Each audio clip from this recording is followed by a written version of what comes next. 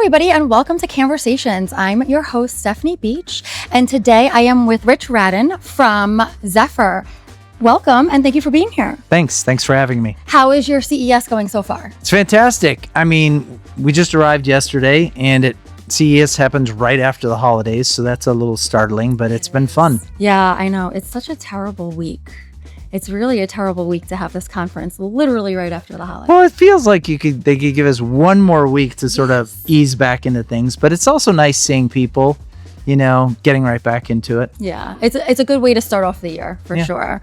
So we're going to talk a little about AI. Sounds good? Great. Should brands be concerned about running their ads adjacent to AI generated content? With all of the ads that are out there now, sometimes it's hard to really understand what's real and what isn't. Yeah. Do you think that brands need to be conscious of that and should, be a little bit more concerned by what's real and what's not? So I think brands should always be concerned about wherever their ads are running, whether that's television or in digital media. But clearly, with the advent of the large language models and how they've been embraced by the public and the amazing things you can do, all the generative content that's out there in the world, it's pretty incredible. I think brands should be specifically concerned about, and have an understanding as to where their ads are running.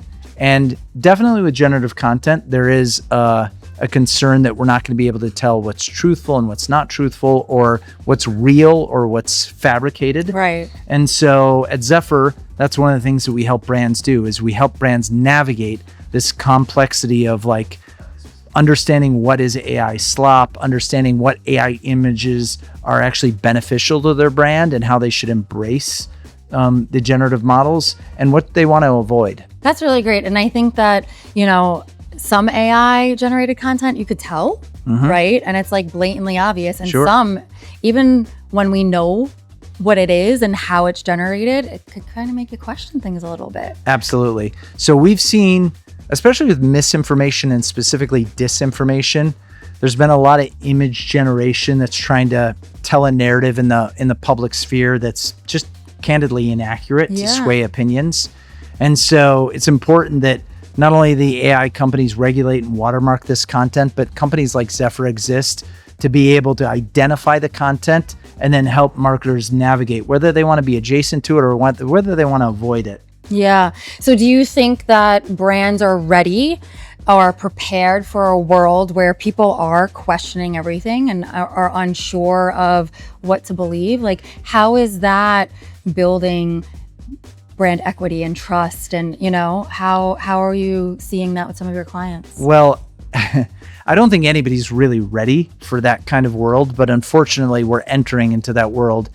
These models are so powerful, and the amount of content that you can create, and especially the reach of the walled gardens or these massive social platforms is so massive that it should be a concern for marketers. I also think we need to embrace technology and embrace the best of what AI can deliver. Yeah. And so it's important that, at Zefr, we feel like our role is to help marketers and brands navigate these complex worlds and make it simple to understand.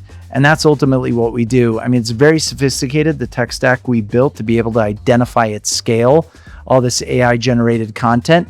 But also understanding in the insights that come from these social platforms is important. And we believe we serve a vital role in the ecosystem. Yeah. And it's so important with what you're building and why you're building it, and I really think it's incredible to be able to have a solution like that in the marketplace that, previously we didn't really exist. So thank you. So AI agents are already interacting with digital experiences at scale. How much do we actually understand that behavior, and where do you think we're fooling ourselves? To be clear, agents are it's basically allowing AI, the AI algorithm or the AI system, to act independently of the consumer. And so it's really important that that marketers are able to understand what's real human traffic and what's traffic that is generated by an agent acting on behalf of the consumer. As we get more sophisticated at understanding whether it's a real consumer behind that mouse click or it's an agent acting on behalf of the consumer, marketers will be able to make smarter decisions on how to navigate how to communicate with those agents or people.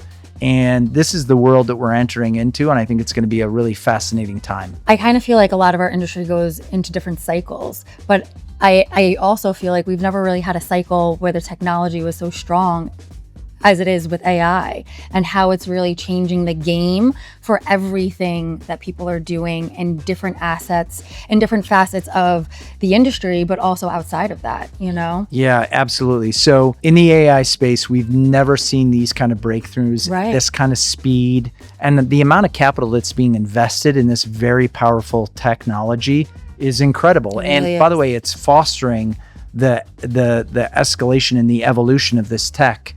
And so I think it's a wonderful time for marketers to be able to really be empowered by these AI systems in a really meaningful way. Yeah, I agree tremendously. It's really important, but it's also good to like embrace it and you know, understand how it fits as opposed to just being scared of it. How can we fix non-disruptive ad formats in live sports to maximize revenue without annoying latency sensitive fans? Okay. Advertising in sports, live sports specifically, is a very challenging thing to do. And especially when you think about the walled gardens and the social platforms that reach literally billions of people and can reach them at the same time, it's a huge opportunity for marketers to just reach consumers at scale. Yeah. But the live component of anything makes it very challenging, mostly because you want to ensure that you're around safe and suitable environments. So at Zefr, we specifically focus on having our algorithms run in real time to ensure that marketers are always safe. But it's a huge opportunity of growth. I think we're going to see streaming sports continue to grow. Obviously, advertisers will have to move spend away from linear models to more streaming models. And connected TV is going to continue to grow. YouTube is the largest connected TV audience. And that's not talking about YouTube TV. That's actually YouTube, the free platform. And it's just a wonderful time. And we're seeing amazing growth with TikTok as well. And Meta has now made some forecasts, or there's been some rumors that they'll be moving Reels to connected TV devices. Oh, wow. So it's just a really great time. But it means that, especially as we move into live environments, that a marketer is going to have to be aware of those environments and candidly, hopefully work with companies like Zefr to ensure that they're safe and suitable. Yeah, definitely. This was so fun. I have some rapid fire. Are you ready? Yep. Awesome. So, authentic in-game experience or personalized live sport betting? Authentic in-game experience. Okay. Voice agents like Alexa and or Siri. My daughter always makes fun of how I say that. Or vehicle operating systems like Android Auto? I'd say Siri. Awesome. Streaming ads, so non-disruptive overlays or shoppable pause ads? Oh, I love shoppable pause ads. They're awesome. You get a QR code directly from your TV. You can engage and buy the product right then. I think shoppable ads are, especially in the CTV environment, are going to continue to be huge. Again, it's all around the adjacency and what kind of content you're adjacent to. I think you want to be impacting consumers when you're around positive, uplifting content, or content that's actually in line with the brand's constitution, the brand's objectives. Yeah, definitely. What is one prediction you have for 2026? The Chicago Bears will win the Super Bowl. No. Outside of that, we'll see the continued rise of AI agents. We're going to see some great breakthroughs in robotics. I think by the end of 2026, everybody in the United States will be able to envision their life with actually a humanoid in their house. Not that they will have one yet, but they'll be able to understand how that could be really beneficial to them. Nice. And what industry event do you find most valuable and why? I would say Cannes, Okay. because it's just a little bit more casual event, and you get to have really meaningful conversations with marketers, and the scenery doesn't hurt either. Yeah, it definitely doesn't. It's really nice being in the south of France, right? Exactly. Last question, Yep. most important question. What is your Vegas guilty pleasure? Well, I'm a very boring person when it comes to that. I think when I was growing up, they used to call it a straight edge. I don't drink, I don't smoke, I don't do drugs. I drink a little bit too too much Diet Coke. So maybe that's my guilty pleasure. I do a little gambling. Okay, I like that's to a guilty gamble. pleasure. That's a guilty pleasure. But I'm very disciplined. I never lose too much money. So I'm also careful about that. So I don't really have a guilty pleasure per se, but I enjoy Vegas. It's a great town.